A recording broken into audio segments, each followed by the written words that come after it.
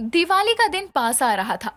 सभी लोग अब दिवाली के लिए खरीदारी कर रहे थे, लेकिन कौशल के पास इतने पैसे नहीं थे कि वो अपनी दो बेटियों सरिता और मुन्नी, साथ ही अपनी पत्नी कम्मो के लिए खरीदारी कर सके, क्योंकि कुछ ही दिनों पहले कौशल का काम छूट गया था और अब वो यहाँ वहाँ सुबह शाम काम की तलाश में घूमता। पर दिवाली पास आने की वजह से कोई उसे काम नहीं देना चाहता था, क्योंकि अगर काम दे दिया तो साथ में दिवाली का बोनस और मिठाइयां भी देनी पड़ेगी। कौशल को इस वजह से कोई काम नहीं मिल रहा था और एक दिन वो पेड़ के नीचे बैठकर सोचता है।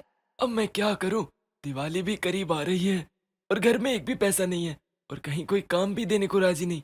मैं करूं तो क्या करूं? तभी उसे ऐसे उदास देखकर एक आदमी जिसका नाम रामू था, उसके पास आकर कहता है। क्या हुआ भाई? आप यहाँ ऐसे उदास क्यों बैठे हो? बड़े परेशान लग रहे हो।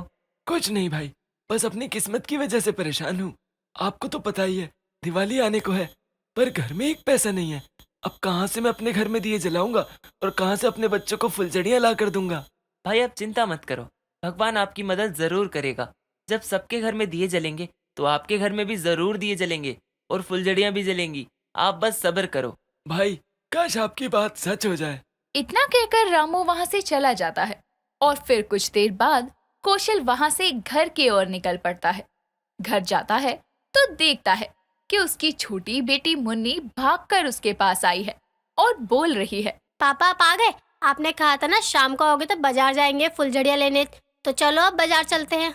बेटा, मुझे माफ कर दो, मैं तुम्हारे लिए कुछ नहीं कर सकता।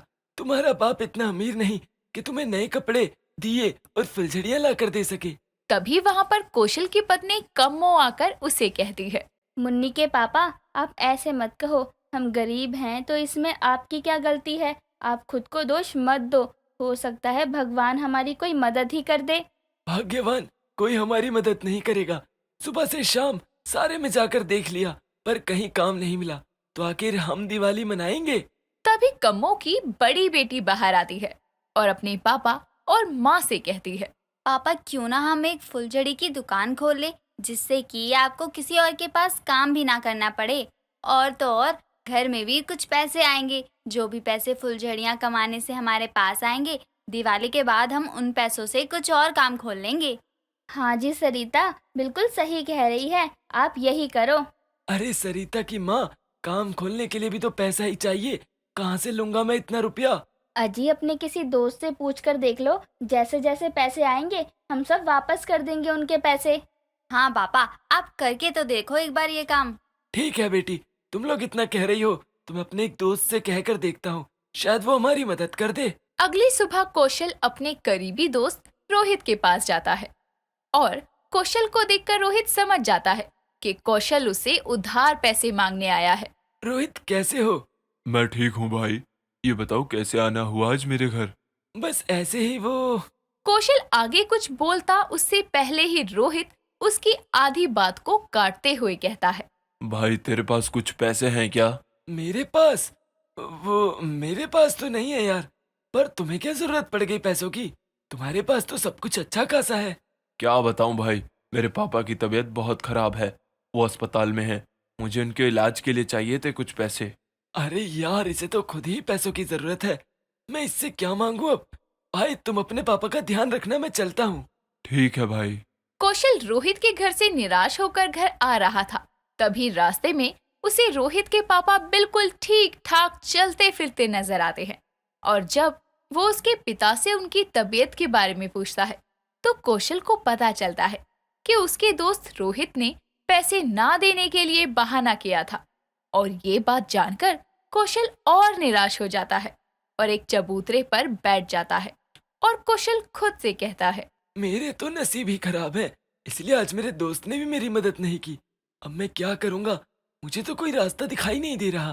कौशल को रोते हुए रामू दूर खड़ा देख रहा था और अब वो उसके पास आकर कहता है। अरे भाई देखो, हम फिर से मिल गए। तुम कौन हो और मुझे कैसे जानते हो? अरे भैया, उस दिन एक पेड़ के नीचे आप उदास बैठे थे, तब मैं आपके पास आया था।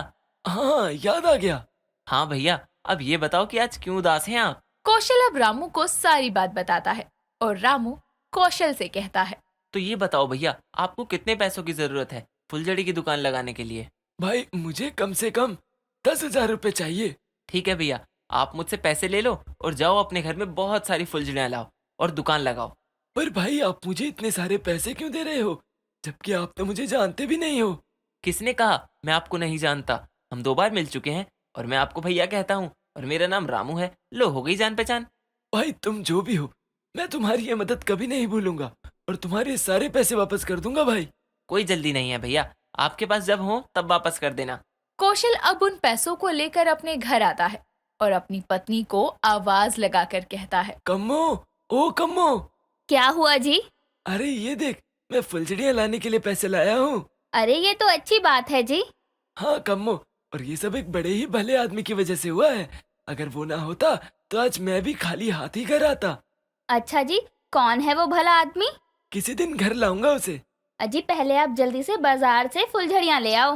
हाँ जाता हूँ। कौशल अब जल्दी से बाजार जाता है और दुकान वाले से बहुत सारी फुलझड़ियाँ, पटाखे और दिए खरीदकर अपने घर लाता है।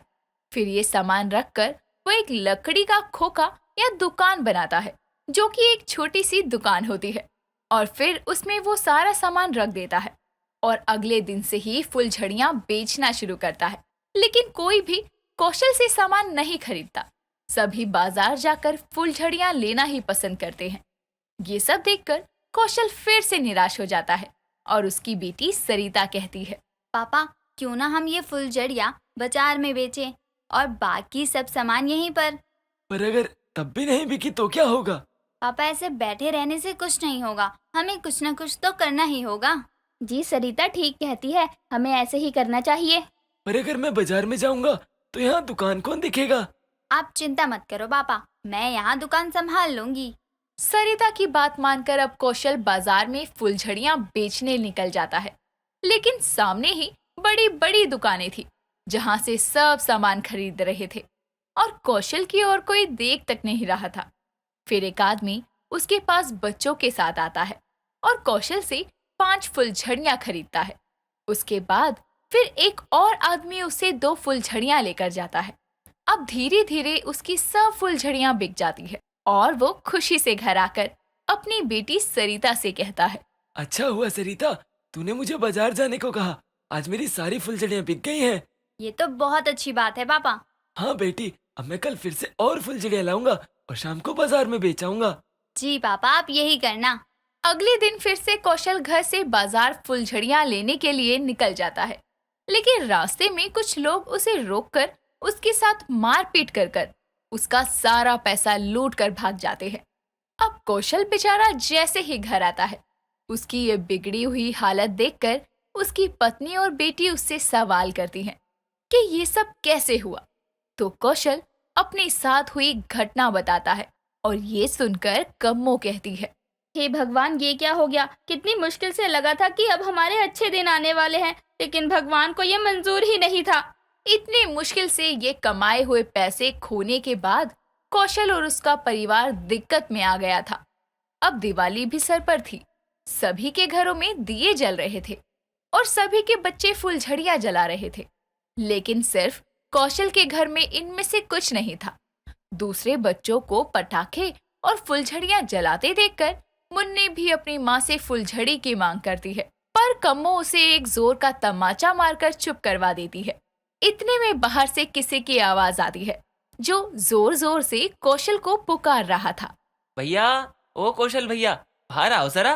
कौशल बाहर जाकर देखता है तो बाहर रामू अपनी पत्नी के साथ खड़ा था और उसके हाथ में कुछ थैले थे और वो कौशल से कहता है, कैसे हो कौशल भैया आप? अरे रामू, तुम आओ आओ। हाँ भैया, मैंने सोचा दिवाली के मौके पर पत्नी के साथ आपके घर आया जाए। अरे रामू भाई, तुम आने से पहले बता देते, और पत्नी को भी लाए हो। चलो तुम लोग बैठो, मैं तुम्हारे लिए कुछ मंगवाता हूँ खाने को। भैया आप कुछ मत लाओ, हम सब कुछ लाए हैं। रामू कौशल को वो पन्नियां दे देता है। जब कौशल उन्हें खोलकर देखता है तो उसमें अच्छे अच्छे कपड़े, खाने की मिठाइयाँ और साथ ही कुछ फुलझड़ियाँ थी। ये देखकर कौशल की आंखों में आंसू आ जाते हैं और कौशल बीते दिनों की सारी बात रामू को बताता है। रामू को सब सामान लाने के लिए शुक्रिया भी कहता है। उसके बाद सब लोग मिलकर खुशी खुशी फुलझड़ियाँ जलाते हैं।